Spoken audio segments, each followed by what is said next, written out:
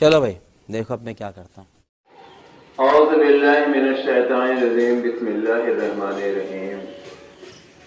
सही मुसलमान कैसे बने, लिए बहुत ज़रूरी है कि इन सब बातों के बारे में उसे जानकारी हो। ये बुनियादी चीज़ें हैं। अगर ये चीज़ें हम सबको मालूम नहीं होगी तो गलतियों के चांसेस ज़्यादा हैं, गुनाहों के सर्जन होने के चांसेस ज़्यादा हैं। और अगर हमें इनकी बारीकियों के बारे में पता रहेगा तो बारहा हम उन गुनाहों से बच सकते हैं जो हमसे आसानी से हो जाती हैं या करा ली जाती हैं। उसी में एक है बिदअत। बिदअत उस काम को कहते हैं जो दीन में नया पैदा किया गया हो और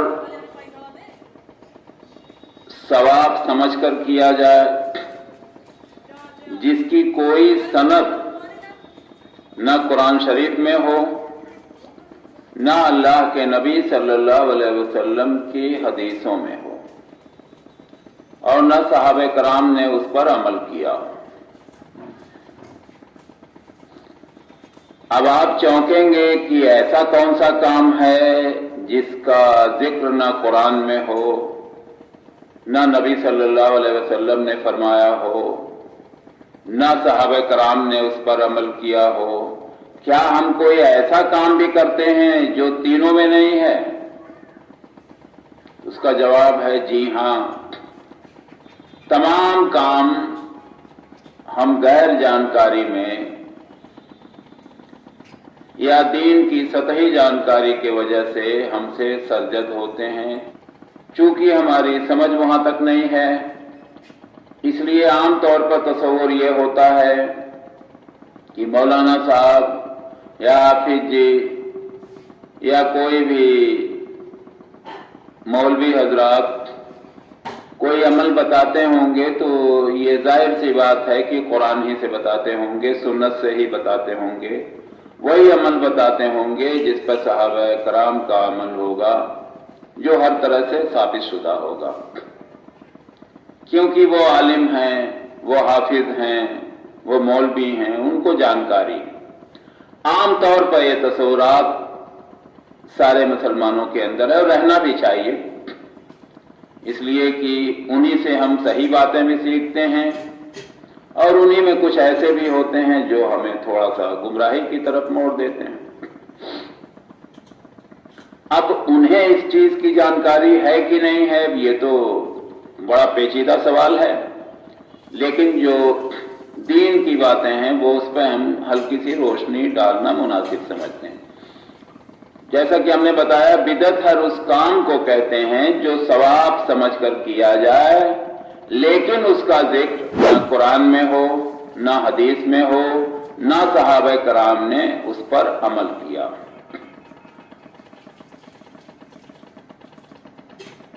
तो हर वो अमल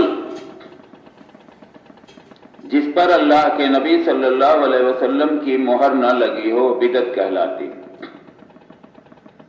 मिसाल के तौर पर आप तमाम चीजें गिना सकते हैं जो हम आम तौर पर दीन समझकर करते हैं और ये समझते हैं कि ये सवाब का काम है। जैसे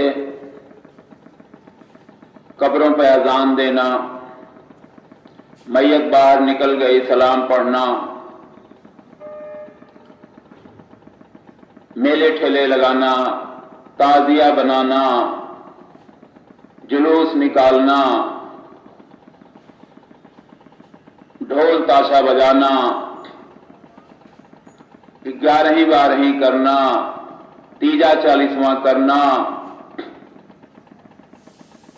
ये तमाम चीजें गिनाई जा सकती हैं और भी तमाम ऐसी चीजें हैं। अब एक नई चीज निकल गई है, जैसे हमारे ही गांव में लीजिए, ये आप 10-20 साल पीछे जाएं तो ये चीज नहीं पाएंगे कि अब जब भी किसी के वहां शादी ब्याह होती है उसके एक दिन कबल वो میلاد شریف ضرور کرائے گا۔ اب یہ پہلے تو ایک دو لوگوں نے کرایا، پھر بعد میں اس کی سب کے وہاں یہ ایک ضروری آئٹم ہو گیا کہ اب وہ شادی بیاہ ہے تو وہ میلاد ایک دن پہلے ضرور کرائے گا، اس کو وہ ضروری سمجھے گا۔ اور تمام رسم و رواج شادی بیاہ میں تو ہم سب سے نہ جانے کتنی بدعتیں ہوتی ہیں۔ جیسے آپ دیکھیں گے شادی بیاہ میں عورتیں طاق چڑھانے جاتی ہیں مسجد میں، یہ بھی ایک طرح کی بدعت ہے جس کا کوئی ثبوت آپ کو دین میں نہیں ملے گا۔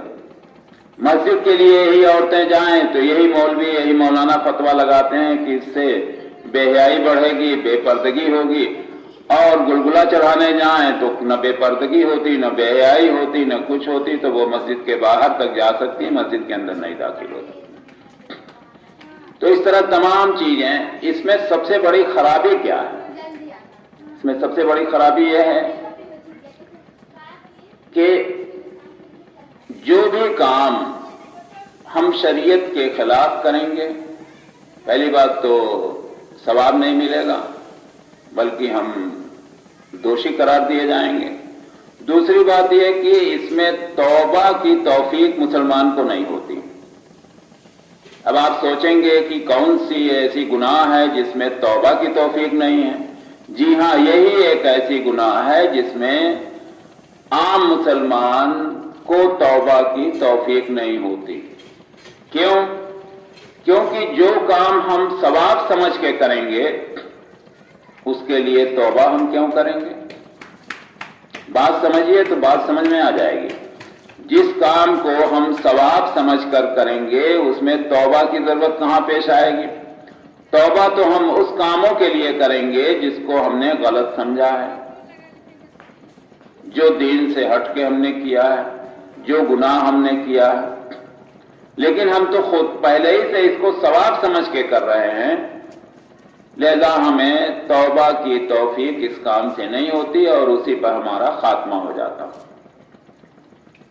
تو سننے میں بہت ہلکی سی بات ہے لیکن وزن میں بہت ہی بھاری ہے، اس کو سمجھنا ہم سب کی ذمہ داری ہے، جس سے ہم صحیح مسلمان بن سکیں۔ السلام علیکم ورحمۃ اللہ وبرکاتہ۔